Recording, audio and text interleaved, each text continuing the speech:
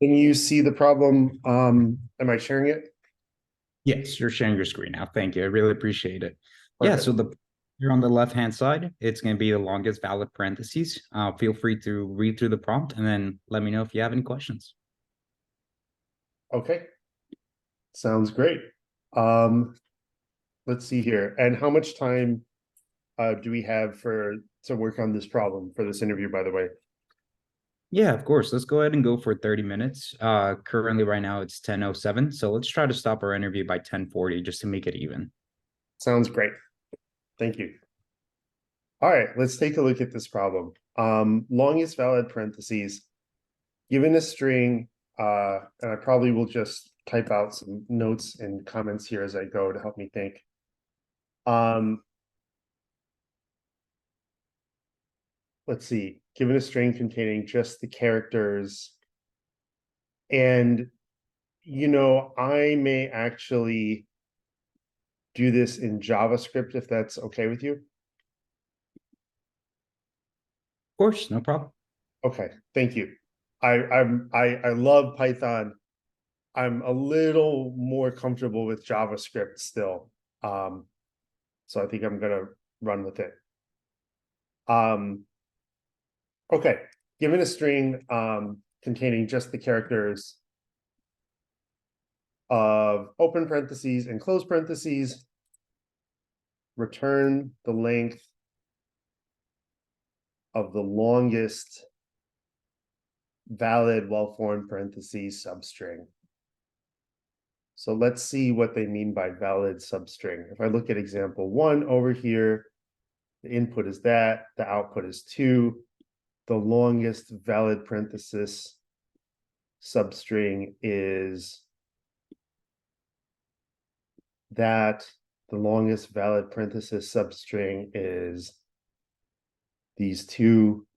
I sort of understand the problem here. Let me read this again. So the string only has parentheses.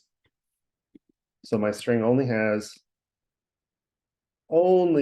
parentheses. Return the length, right? Well formed as in like opening and closing parentheses. Substring. Substring contiguous non-empty sequence of characters. Okay. I see. I think I understand. Right. So I basically want a series of valid parentheses where things are properly opened and closed. So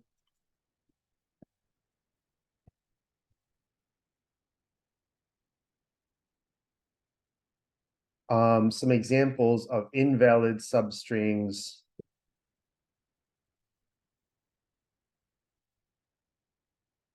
Obviously,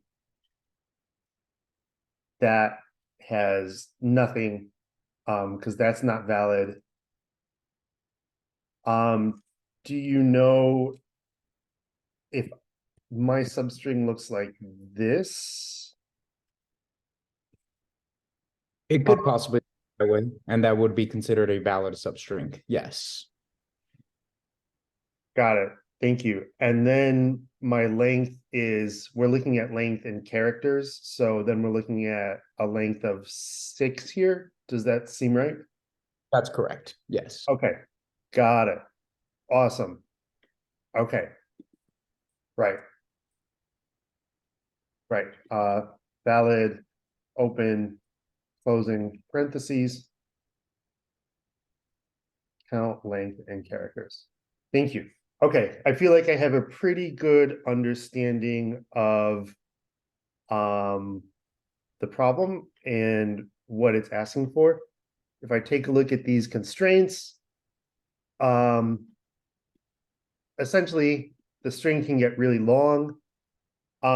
If it's okay with you, I'll worry sort of about like performance and efficiency concerns after we get like a working implementation down. Okay, perfect. Okay, awesome. Um, excuse me, I have a little bit of a cold, so I'm just grabbing a cough drop. So I've got that. I've got a good understanding of some examples here. I've got a couple invalid examples. I can't think of any really problematic edge cases off the top of my head.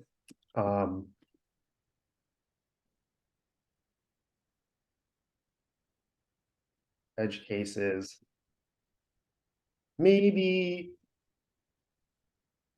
that's not really an edge case. So something I'm noting because that one's never going to match with anything. So now I do kind of have to get into starting to figure out the solution here. So let me at least start pseudocoding out some thoughts. Every time we get open parentheses, we've opened a possible valid parentheses. And we need a corresponding close parentheses to close it.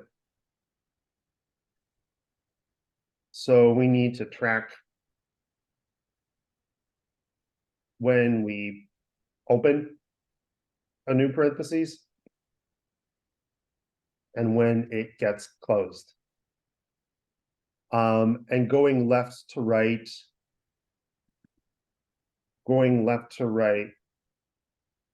if I encounter a close parentheses before any open parentheses, I probably want to ignore it.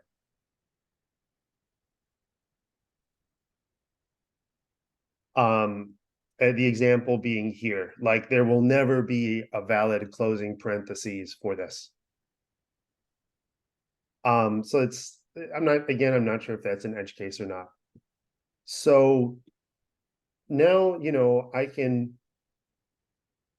can do that with like a stack or a list or something, just sort of keeping track of every time I hit an open parentheses. And when I finally hit a closed parentheses, it matches. So I'm counting opens and closes. The longest valid part, I wonder if that could get tricky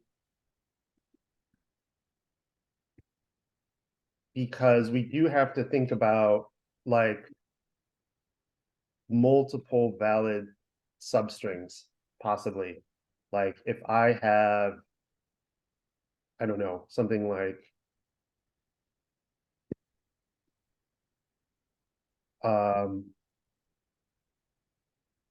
this, and then this, and then this. This is invalid. This is valid. Then this is invalid here. Then all this stuff is valid. So this is actually my longest valid substring. So as I go, once I hit an invalid parens, I need to set my longest valid length var to 0. And that's how I can handle this. Like I start here, I don't count it because that's the impossible edge case. I start here, I do start counting, I get my closing, all right, that's one valid parentheses. I get here, again, that's the impossible case. So I have to set, I don't actually want to set the counter to 0 because I don't necessarily know how much more there is. So actually, this is not quite right. I think, let's call this we'll call it current longest valid length var. We'll set that to 0, and we will use a valid lengths array to hold all the valid lengths, and at the end get the longest one, or something like that. Or I just can replace it. There's a couple different techniques I can do here, but that part I'm not worried about. Basically, I need to keep track of I need to be counting what's currently the longest. But then when I get something longer, I need to update it so I know that I've got my new longest. Does that sort of make sense? Yeah, this is this is a really good pseudocode. I really like it. There's a couple of nested steps within the few if statements that you recognized about recognizing and opening and closing parentheses that I'm sure we'll start working on the problem. And I see a couple of opportunities for refactoring, but I think for visualizing and getting our first draft ready to go, this is going to be a good start with. Awesome, thank you. And I probably should start coding, otherwise I will end up running out of time. So I appreciate the reminder on that as well. And I think the details I can kind of iron out as I go. So let's just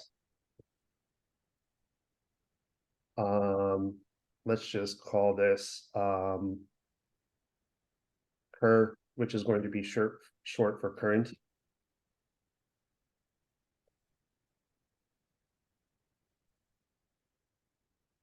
And I probably don't need to worry about these. I'm not going to worry about the semicolons since it's not as critical these days.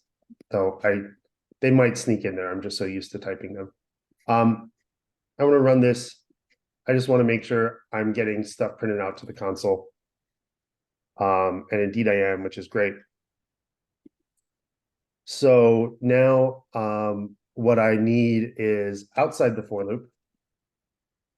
I think I need, let's make a open friends array and a close friends array. And current longest valid. That is just, we'll just make that is equal 0. So now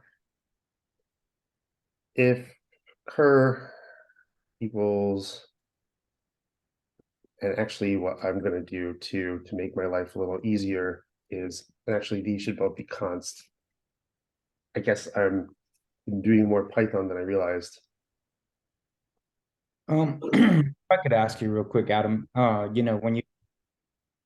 when we first started talking about this problem, you mentioned that you solved with a stack, right?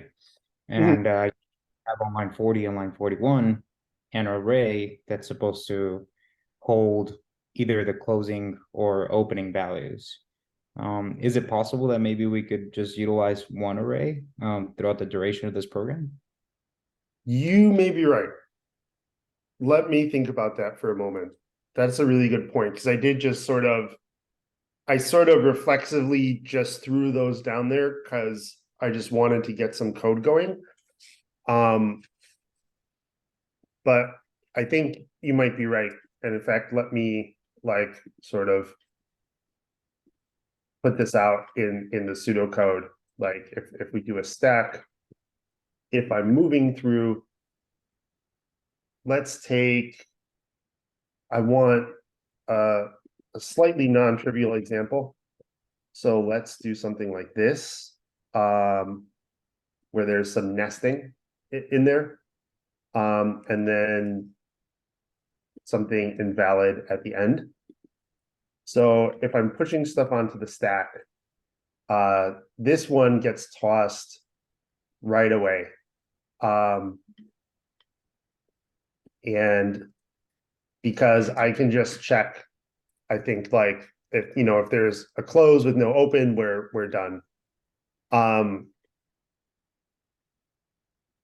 But yeah, I see what you're saying, because at some point, no matter how much nesting I have, I end up with an open and a close next to each other if we have a valid parentheses. And at this point, like, in fact, if we were to put all of this stuff on the stack, it would look like this, and then this, and then another open. And I'm just sort of putting a lot of spaces here for my own visual clarity. And then a third open. And then when we get to the close, we get to, I guess, right, I can just compare when I have an open and a close. And then I can pop. And then because I don't even need to put this closing one on the stack, I can just every time I can compare to whatever's at the top of the stack, I can do a little peek. And if the parentheses close out, I can pop that off. I can increment current longest valid by 2, and then I can keep on going, and then I just will end up popping. So thank you very much, Francisco, because I think I was going down the wrong path there. And I think we can indeed do this with a stack. Does that make sense, by the way, the sort of process that I just walked through? Yeah, definitely. That's the orientation that we want to head down. Awesome. Let's do it. And thank you again. Um, okay, so this is great.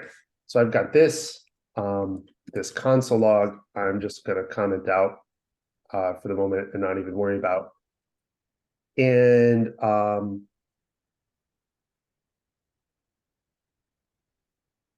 parent stack. And I will admit I've been jumping a lot between JavaScript and Python, and I am maybe a bit less familiar with either than I'm used to. Do you mind if I just do a quick check, or to make sure, is this the right way to add to the end of a JavaScript array? Yeah, that's definitely the correct function for adding at the end of the JavaScript array. Yes, Thank you. of course. Um, perfect. So we push onto the stack. Um, so we've got there, and then every time we push, and actually before I push, first I want to check if her is a closing match parens for whatever's on top of the stack. So if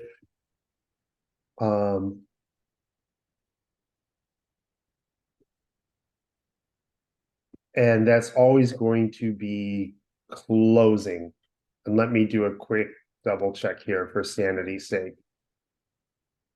Yeah, like I'm never, yeah, I'm never going left to right. An opening parentheses will never like match anything, I think.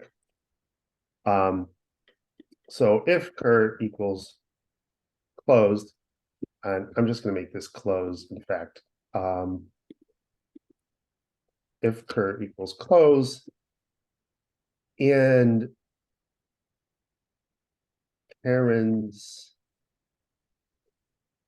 and in fact, I'm just going to, oh, I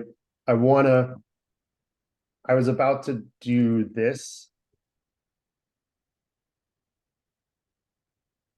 which is what I want, but I realized the very first time I run through here, I'll get it'll mess up the array indexing, because our array is at length 0 the very first time. So I think what I will do is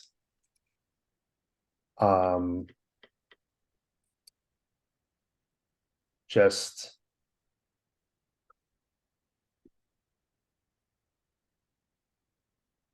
you're going down the correct path in analyzing that the first thing we need to do is Yeah, what should go into the stack, right? yeah, And right now that would cause a syntax error, or that would cause an error because there would be nothing within the stack.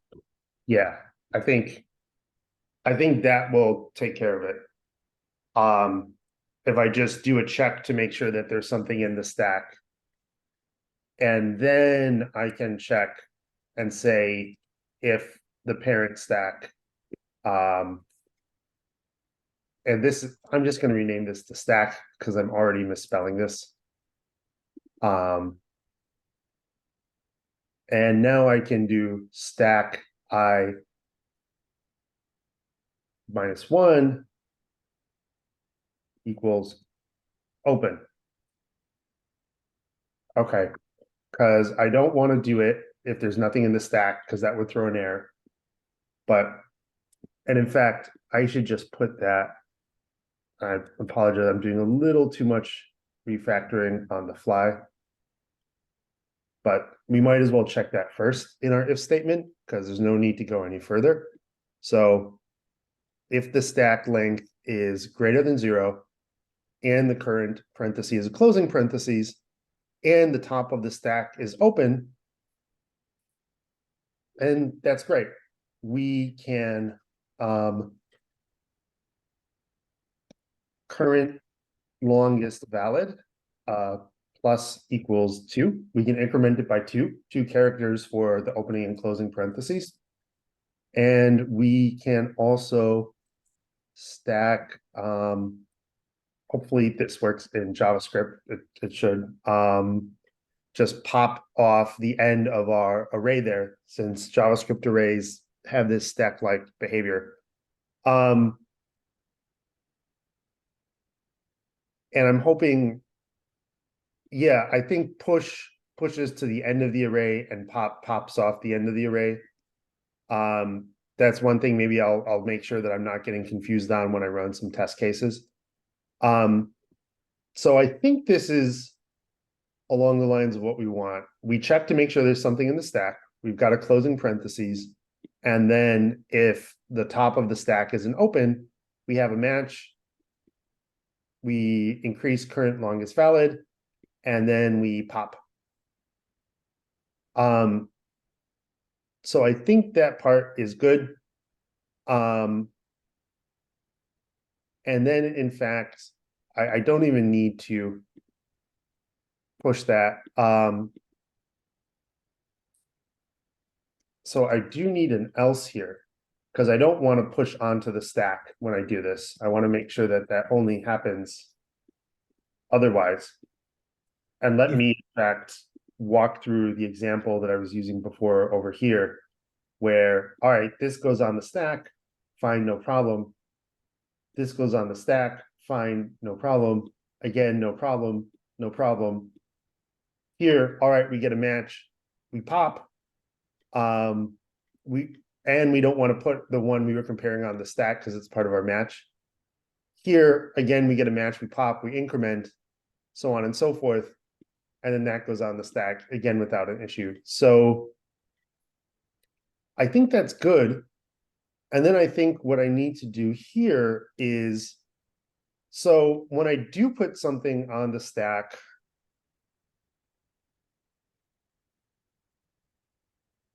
let me run this and make sure it works. The bit I'm worried I may not be handling is just to use an example. If I modify this example of where here I've got like a valid match and then I hit something invalid and then I've got a much longer valid match. My code isn't handling that yet. But I do want to run this and just make sure I don't have any like implementation errors or anything like that. Does that sound good? Yeah, definitely. Okay, awesome. And hopefully there's not anything super straightforward that I'm missing here. I'm gonna put that there just for, Would you like to add some console.log so you can see how your output is building the stack and how it's looking? That is a good idea. I do want to run it just against like a really simple test case and see if it works or not. I'm hoping that, and indeed, line 72. Oh, I see. Let's just get rid of that stuff. I probably will end up adding some console logs. I just want to fix any sort of errors like this that pop up, and that's just a naming error. Let's see here.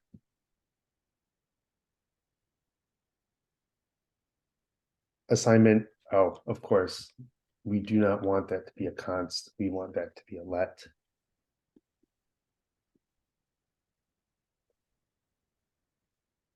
Okay, so this was unfortunate.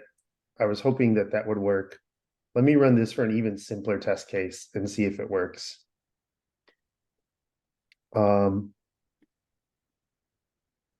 So it looks like case one passes. Case two fails. So indeed, I am doing something wrong here. And I think what I might do, this is small enough, I might just talk through this in the code and see what happens. So I iterate through, I push the one we don't care about onto the stack. Actually, I should just add some console logs. Console log. We have a match. Console log. Pushing on stack. Per log. Is per.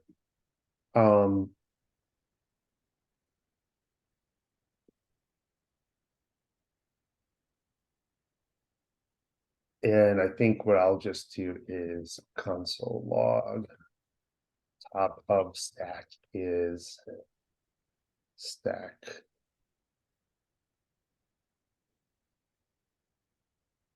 Oh, I think I see what I did wrong. I think it is this because I don't care about like what I'm looping through. I want whatever's at the top of the stack. I'm pretty sure that's the problem. Let's go ahead and figure this out. There's probably a better way to do this, but just off the top of my head, that's the best way I remember to. Because let's see, if we've got 3 things in our stack, the last index will be 2. So I think that's an implementation error on my part. Let's run this and see what these print statements say.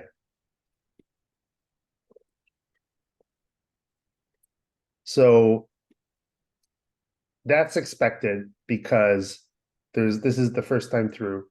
There's nothing on the stack. We pushed it on the stack. Cur is that, which is great. And top of stack is closing, right? And they don't match. And we push on stack and open. Cur is closing. Yeah, let me fix this and see what happens because I think that was a problem. And then if that doesn't work, I might need a little help. Okay. So now our test cases work. So this is good. I realize I might be running out of time. So I just kind of want to check in on how much time we have and if you have any thoughts or requests, because I think the next step here is I do have to handle if we have multiple valid substrings, keeping track of the longest one. Yeah, so this is great so far. I really appreciate you doing those const.logs and recognizing that the stack.length was there rather than the I. The one thing that I would have to suggest would be the way you are accounting for your current longest value, right? Mhm. You're to a variable current longest valid, but that variable is never has a conditional in which it gets reset, Right, right? It gets compared to another stack that has a possible longest value.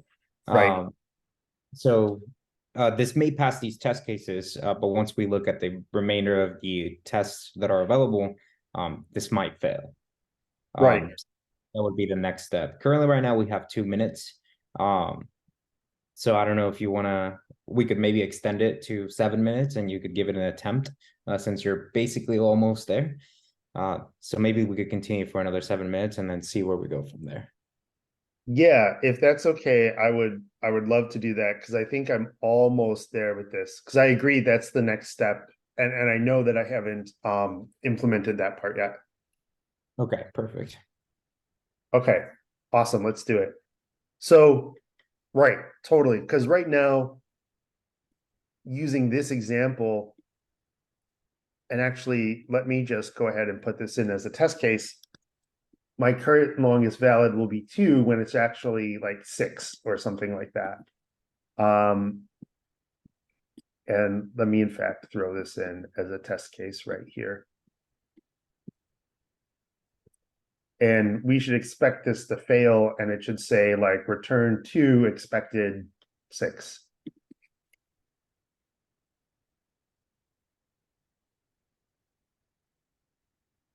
And all of these were good. And indeed, output 8 expected 6. Right, because I never reset at all. Okay. So using this example here, I think the logic is once current longest valid is something, if I hit something that's not valid, I need to reset because like we're interested in a continuous. Well, no, that's not quite right. Um,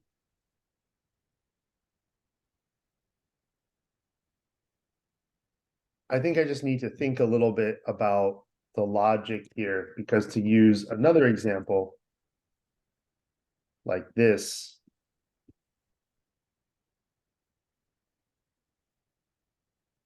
like I would not want to reset after this first match. And in fact, let me throw the bad one in up front just so that there's a little right, but I would want to reset here. So because I've got 2 if statements right now, I've got 2 paths. I've got this path where this is basically we have a match. And this is where, we don't have a match, but there's 2 ways to not have a match. Like when we get to here, this one isn't a match because it's opening. And we haven't closed it yet. And that's okay. So, and like I could have a whole lot of openings before I hit a close. So I think I admit I might need a little guidance if you can provide any, because I know what I need to do, which is, either reset longest current valid to 0 or have like an array of like all the longest currents. Honestly, resetting to 0. Actually, in fact, it's going to have to be an array because we could have like 3 or 4 or 5, and we won't know until the end. Or a comparison operator, like if new longest current is greater than whatever, that part I know I can implement pretty easily. Where I'm struggling a little bit is with exactly what the logic should be of when I start this counter over, if that makes sense. Yeah, no, definitely. And let's see, if we think about the stack in perspective, right? The stack technically should only be built with opening parentheses, right? That's the only thing that's entering the stack, should only be opening parentheses.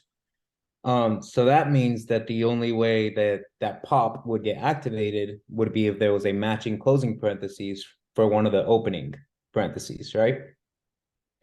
So Correct. what if the I stack see. is empty and there's a closing parentheses? Say that last part again. What happens if the stack is empty and there's a closing parentheses? Right. I see. Thank you very much. I see exactly what you're saying. And in fact, I didn't implement the stack that way, and I should have, because I I am like I somewhere in here from one of these bad test cases. There we go. For this one, if I look at test case 2, I am indeed pushing a closing parentheses onto the stack. And I didn't even think about that. And that's a really good point. And in fact, I don't really ever want to put a closing parentheses on the stack because I don't need to. Because as you pointed out, a closing parentheses is either a match for an open one on the stack or it's invalid. So if I do, I think else if cur equals open, we have a match. We have, and it would be better to put this if statement first, but it's not a big deal. Open parens, you want to push onto the stack. So that is a really good point. Let me run this just to make sure it doesn't break anything. I don't think it should. And now when my stack is empty, then you're absolutely right. Then that gives me good information. And so these should still be correct, which is great. Right. And now what I can do is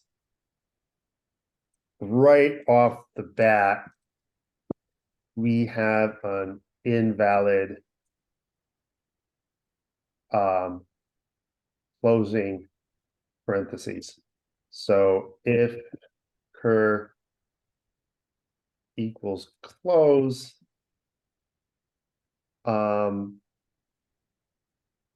if stack dot length equals 0 and cur equals close, and I think then this needs to become an else if. Would you want to make this statement on line 60 your else statement, since it seems like your statement, your if and else if statements on line 65 and 72 take care of the other cases? Yeah, I see what you're saying. Um, that's a good call. Thank you. And that makes it simpler. Invalid closing parentheses. I think you're right. I feel a little nervous not checking for the stack length being 0, but I think you're right. I have it handled here, because if the stack length is greater than 0 and we have a close, we handle that. If it's open, right, happens when stack length is 0. Yeah, I think you're totally right. So when we have an invalid closing parens, we need to reset current longest valid. And I need another variable name here. Um, let's make it um, we're just going to call it longest valid. And we're going to set that equal to 0 too. And so here, first, what I need to do is if current longest valid is greater than longest valid equals current longest valid. And now I need to reset current longest valid as well. And then that needs to look something like this.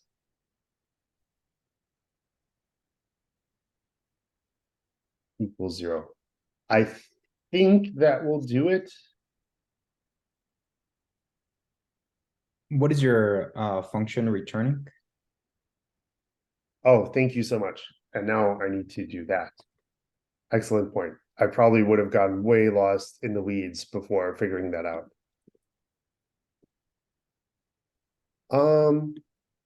So that's not quite right. So current longest valid is greater than longest valid. Let me make sure that all of these others still work. Let's see what this one returned. So output was 2. We expected 6. So, Else, see what happened. Oh, what, Francisco? no, please go ahead. I think what happened here is for this example, the longest valid one was last. And then we hit an open parentheses, which doesn't trigger this else statement where I do this check. So I never actually updated to, like, I counted this and this was current longest valid, but longest valid never got updated.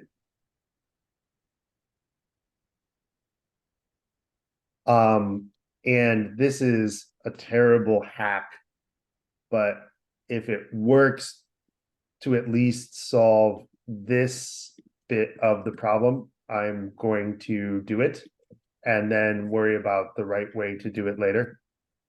Because I know we're probably also close to time. But I think that was the issue there. And this may not work for all cases, but let's see. Okay, so that did solve that. I don't know if this is going to work for everything, but should I submit? I know we're getting close to the end of time here. Yes, at this point, I think we should submit. All right, sounds good. Let's see how we do. So I did okay, not great. All right, fantastic. Thank you so much, Adam. At this point, can you go ahead and stop sharing your screen? And then that way I could give you some feedback. Awesome. All right. Yeah, definitely awesome job at speaking with me. I really appreciate it. It's important for us to be able to see that you have strong communication skills and being able to talk to people about your code. Sometimes it seemed like you got a little too in depth into the problem solving in your own head, and you got so centralized that you just went down a path without seeing other ways of approaching the problem. But that's definitely okay, especially since we only had a certain amount of time dedicated to this, right? We couldn't spend too much time thinking about it. So I understand that. As far as actual coding feedback, I thought the way you implemented your first if statement was great. The thing that I was surprised about was what was being pushed into the stack. I saw that you were pushing both opening and closing parentheses into the stack rather than just keeping the openings. And then another way to try to solve this is rather than, trying to add into a consistent value is keeping track of a starting point, right? And then thinking about once you meet that invalid parentheses, slicing that portion of the string, getting the length, and then comparing one to the other, right? The prior length that you had already assigned to the current length that you're working with as to what is a valid. And then you reassign that value and you move on. So rather than adding, you're just slicing and comparing the two lengths from the two valid strings that you were able to collect. I see. I see what you're saying. Actually collect the substrings and then just compare lengths. Exactly. Yes. Got it. That makes a lot of sense. Definitely. Really liked your visualization as far as your console.log statements. And again, that first if statement was great. I think the main part that held us back was those opening parentheses also being pushed, and then understanding when to reset, not necessarily reset, but reevaluate what the longest substring is and how to determine that. But other than that, it was great meeting you. That's all the feedback I have for you. Do you have any questions for me? No, I don't. This is a great problem. Thank you very much, and I really appreciate the feedback. It was fun working on this problem together. Okay, fantastic. In that case, that's going to conclude our interview, and you'll hear from us soon. Sounds good. Thanks. That's it. I'm done. All right, awesome, man. You're a great interviewer. Thank you. I totally did get way too zeroed in on the problem there. That's always what I struggle with. Yeah, no, definitely. I've done that too, where I start coding away, and sometimes one of the TAs or a student tries to tell me what I'm doing wrong, and I don't even look at the chat because I'm just coding away. Yeah, yeah, it's tough. I definitely appreciated you were giving me some really good hints there, which I really appreciated. I don't know, like, were there some other hints that I missed, or was I mostly tracking?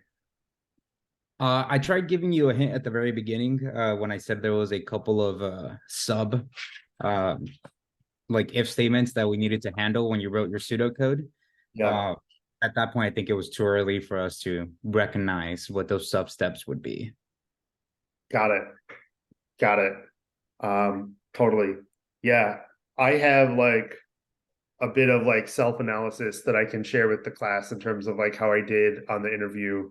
I don't know if you have like any other like analysis or feedback that you'd want to share for the benefit of the class. Actually, I can just go first. So if I was kind of like stepping back and looking at my own performance, I'm rusty on JavaScript. Truth is, I probably have not been doing enough programming in JavaScript or Python these days. Like I shouldn't have had to ask about like popping and pushing with an array. Like that's such a fundamental language thing. I should just know that stuff cold. Um, Everything that Francisco said about being too zeroed in on the problem, I took a little too much time to pseudocode. Honestly, I am probably rusty on programming and doing programming problems because it just took me too long.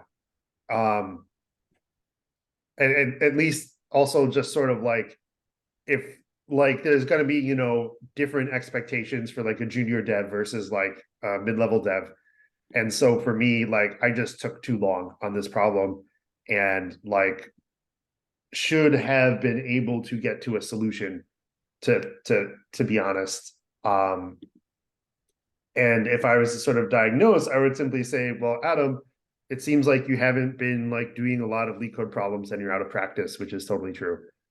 And I think that's sort of the main thing is I just need to like practice more and get more comfortable with my language.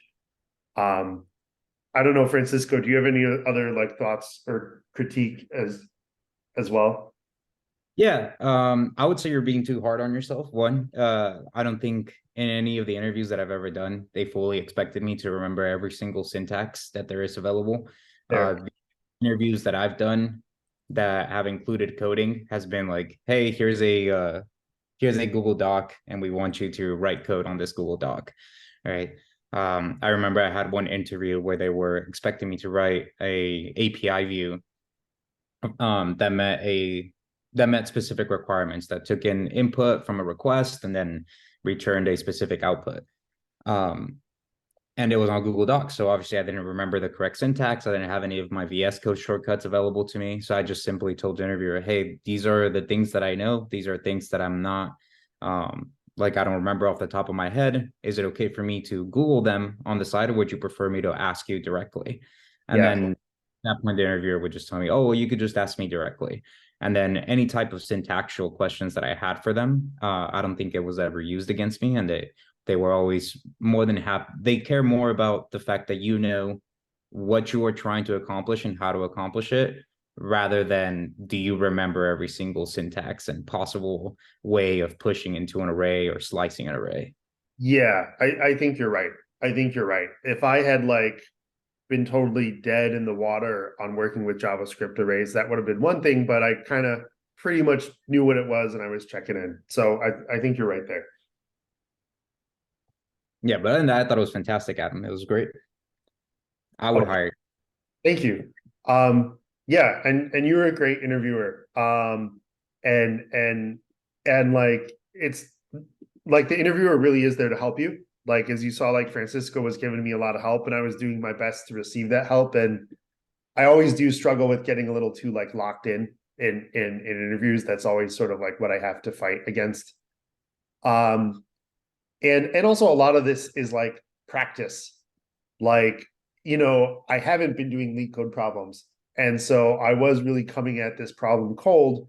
And really the goal for all of you is you may not have seen the exact leak code problem that you might be given, but the goal is, I think, to do enough so that you've seen something similar. Um, yeah, and I appreciate the feedback, Francisco. I get the thumbs up. Um, yeah, I would probably move myself forward too. I may be being a bit of a harsher critic on myself. I certainly didn't do poorly. I always get really good feedback about the readability of my code. I will say people do appreciate that. What questions do people have sort of about this? And then I think we need to take a short break. We're a little tight on time because the retro's at 11:30, and the plan was we wanted to give all of you a leak code problem to work on for 30 minutes. And I still really want to get that in. Francisco, what do you think? Should we just dive into the problem here? I'm not quite sure what to do in terms of time management. Well, we only have 30 minutes, so if you, I think we should give the problem and then open up the breakout rooms for 30 minutes and people can tackle the problem, Yeah. and take accordingly at their Yep. own discretion. Okay, that's a good call. Yeah, we're just gonna kind of dive in to the problem, folks, and open up breakout rooms like Francisco was saying. So that so that you all can like have some time to practice. And I will push up the code. Um, let's see. And let's pick a good problem here.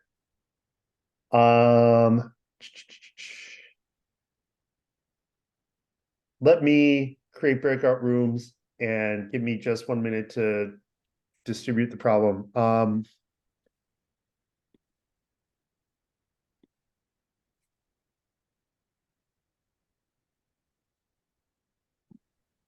Hey, quick question, Adam. What exactly Yeah. do we do in the breakout rooms? Yeah, Is it the same thing? yeah, we just want you all to like um I we don't even necessarily need breakout rooms, but I want to give you all a problem. I want to give you all a time limit, and I want you all to practice today by yourselves following this process, because so we don't have enough interviewers. But then in the future, you'll do it as a pair, and then at some point, you'll do a couple like mock interviews with someone being your interviewer, so that you start to practice this like technique. Because like it's great that I figured out most of the problem, but really the important thing was this process. Um, so I think what I'm going to do is create a bunch of breakout rooms, and let me stop the